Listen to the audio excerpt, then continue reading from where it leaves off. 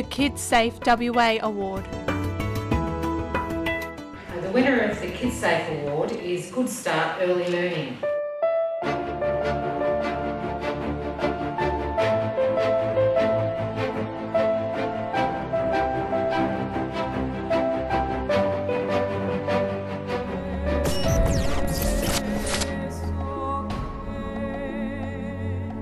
Child safety is a key focus for the 52 Good Start Early Learning Centres throughout Western Australia. Apart from providing safe play spaces, the organisation utilises its database of more than 5,000 WA families to promote safety information to the community on a range of issues, including water safety and the dangers of button batteries. The national provider of early education and care services recently partnered with KidSafe to produce an animated video educating children about the prevention of burns.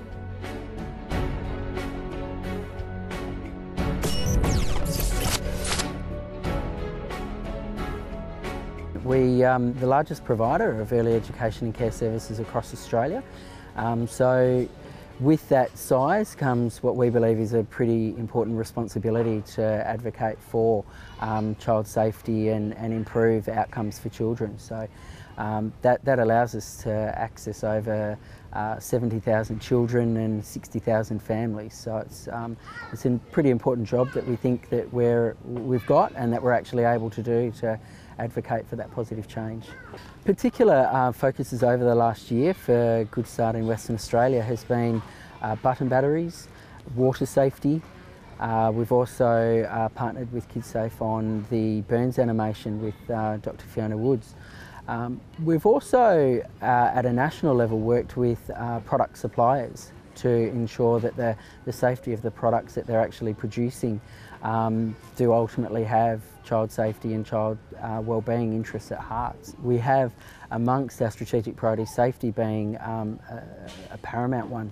So this award to Good Start is a reflection of some of the terrific work we have done, but more importantly that we're going to continue to do to ensure that great outcomes for children are possible through safe early learning and care environments.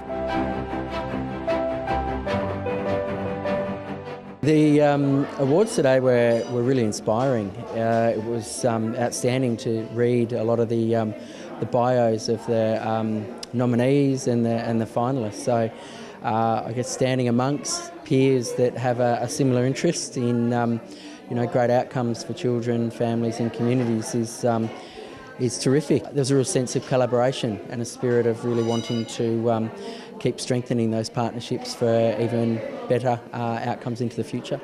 And why are you passionate about what you do?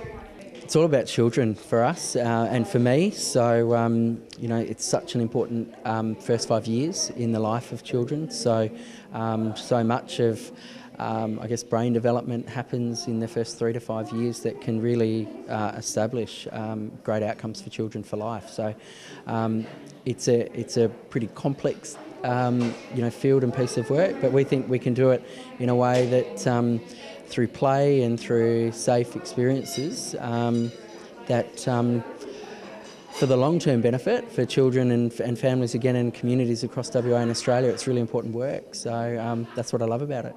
And what's next for you and your organisation? Keep advancing what we're doing. We're 6 years young as an organisation, so a lot of the work that we've been doing and even events like today and awards like today are very much about continuing to put, I call them planks down, or build those foundations for us to really build upon and extend that reach to not just children and families that access a Good Start Early Learning Centre. It's actually a responsibility that we see that we champion and advocate for children and families all across Australia. So that'll be our next challenge, is continuing to share those good messages and information and advocate for children.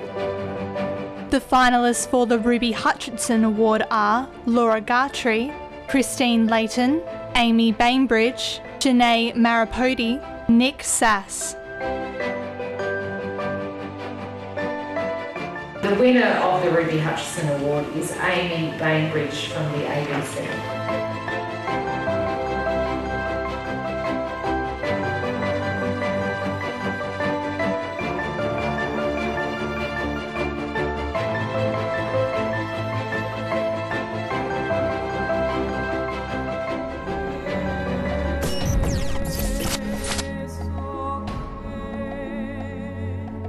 Amy Bainbridge is the ABC's National Consumer Affairs reporter based in Melbourne. In the past year, Amy has produced a number of stories for the network's TV, radio and digital platforms on issues which were of particular interest to WA consumers. She reported on the national campaign spearheaded by Consumer Protection in WA, warning of property spookers promoting rent-to-buy schemes.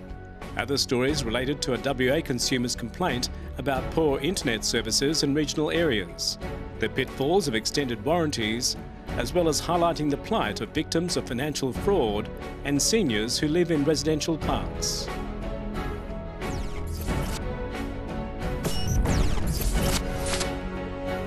You came all the way from Melbourne today for the awards. Can you tell us a bit about your work? So I'm part of the national reporting team at the ABC. I'm based in Melbourne. We have team members right across Australia. My brief is the Consumer Affairs reporter, and I cover the whole of Australia. So lots of stories from WA, but lots of stories from all states and territories, depending on, the main issues that I'm pursuing. And why are you passionate about consumer affairs? I think it's one of those spaces where you really feel like you can make a difference by communicating issues to the broader public. And the feedback we get from our audience at the ABC is overwhelmingly positive, and we get thousands, tens of thousands, sometimes hundreds of thousands of hits on stories on the ABC online website. So we know that it's what people want and the demand is there. Can you tell us a little bit about the work that led you to winning the award today? Yeah, it was a portfolio of stories that I submitted to Consumer Protection WA for the Ruby Hutchison Award. There are about probably half a dozen or so stories. They ranged from issues about the NBN, so broadband services in regional areas, issues about property spookers, scams generally, solar issues. There's just so many issues out there. So they sort of formed a portfolio of work that I submitted for this award. What are some of the challenges you face when carrying out your work and reporting? One of the hardest things is getting people to tell their stories, because to bring a consumer affairs issue to light, you really need to be able to interview somebody who's had it happen to them.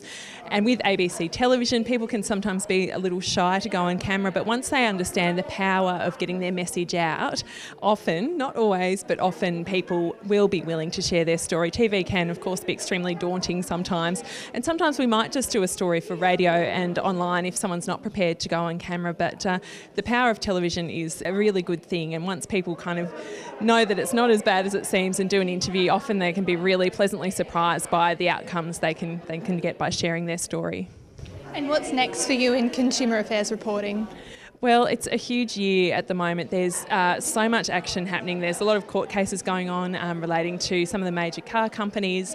There's a lot more to come on the National Broadband Network rollout. There's just so many issues. It's hard to keep up, actually, and you have to really pick and choose what stories you're going to pursue. The ABC will continue to cover consumer affairs passionately and give it the prominence it deserves. How did you find the awards proceedings today? Fantastic. So professional. The breakfast was wonderful, and the speeches were really great. It was really interesting to look more closely at the work that some of the advocacy groups are doing over here, and I've managed to catch up with most of them after the breakfast as well. It's such an invaluable tool for making contacts, finding out more stories that resonate with people, not just here in WA but right across Australia. Many individuals and organisations are involved in helping their communities understand and have better access to consumer protection in everyday situations. Work can take many forms, including championing the cause of vulnerable consumers, raising awareness of consumer rights, and even mediating in disputes. And what's next for the Consumer Protection Awards? I think what we're looking to do is to make sure that they're promoted quite widely, and I guess to make sure that the people that we have an opportunity to recognise and reward will be nominated again next year, and we can do it all over again.